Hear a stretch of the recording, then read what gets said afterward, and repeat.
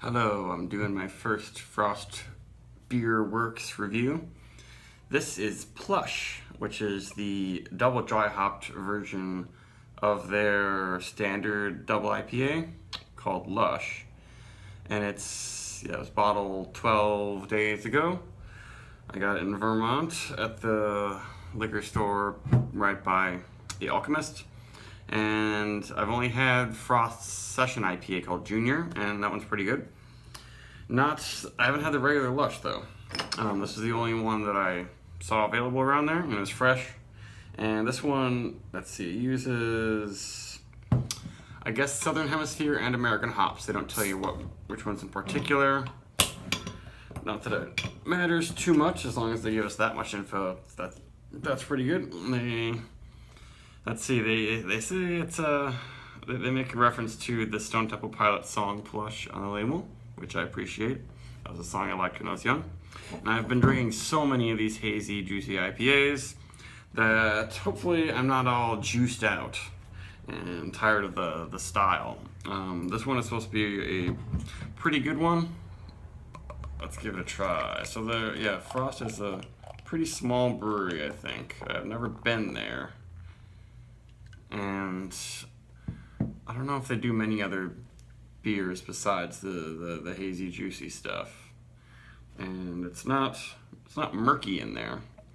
And there's condensation, and this glass is pretty wide, so it looks a little bit darker and hazier than it is.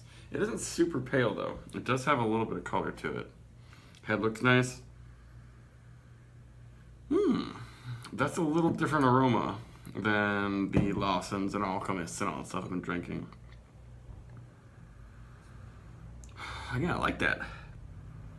It's very big on the orange, actual orange juice. It's not all tropical, like fruit in syrup, canned fruit in syrup sort of thing. It's not very green.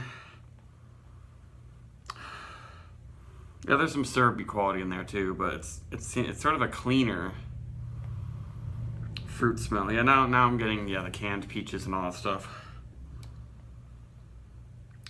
But I'm not getting any malt. I'm not getting grassy. I'm not getting like fresh hop pellets. Any of that stuff that I get from the Hill Farmstead hoppy beers usually. Yeah, this smells super fruity and sweet. But it doesn't have quite that candy vanilla cake flavor and aroma that I get from Trillium, that I also got from Treehouse's Bright with Citra that I had recently.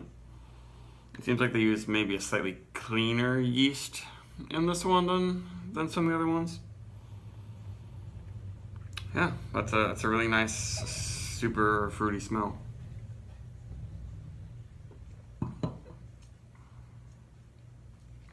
Ooh, barely bitter at all. Wow. Not very spicy either on the tongue.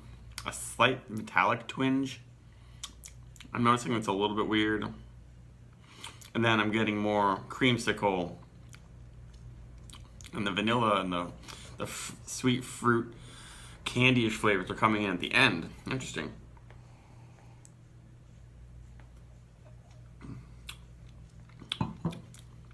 It's tangy, but yeah, it's pretty sweet.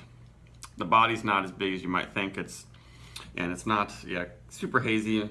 It's been sitting in my fridge for 5 days or so maybe some of the sediments fall to the bottom a little bit. I see a little bit in there, but this is it's not a crazy hazy beer, especially for a double dry hop beer.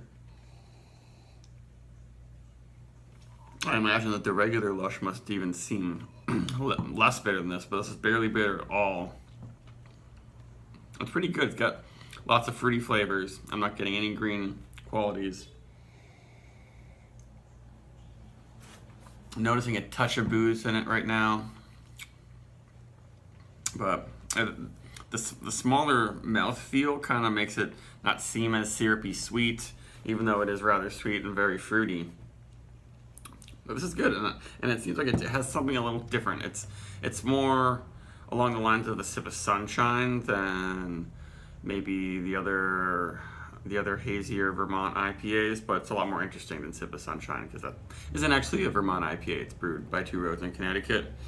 But this one has all those kind of wild, juicy, fruity flavors going on, but it's a cleaner yeast. Seems like it's a little bit cleaner finish. There is, so yeah, some metallic thing that twinge that it's weird that I haven't noticed, but it's not unpleasant. It's not it doesn't seem like, to me, like a flaw.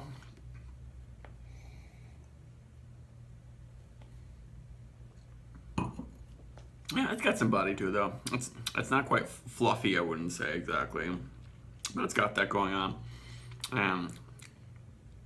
Yeah, just super sweet, ripe citrus is the main thing, and then there's on the edges, I'd say there's the vanilla and syrupy pineapple and peach. But it's tastes a lot like, you know, mandarin oranges, canned mandarin oranges, a lot of canned sweetened fruits are the flavors in here, and there's just a little bit of alcohol to give you a bite to it, but it's not leaving too much of a slick syrupy taste on my tongue though, even though it is so low in bitterness. Now I'm getting my nose in there. I notice there's some clean resinous hop quality, but yeah, now I'm noticing more alcohol in the nose, and it's only 8%. It's not that strong, and I'm not a huge fan of that booziness.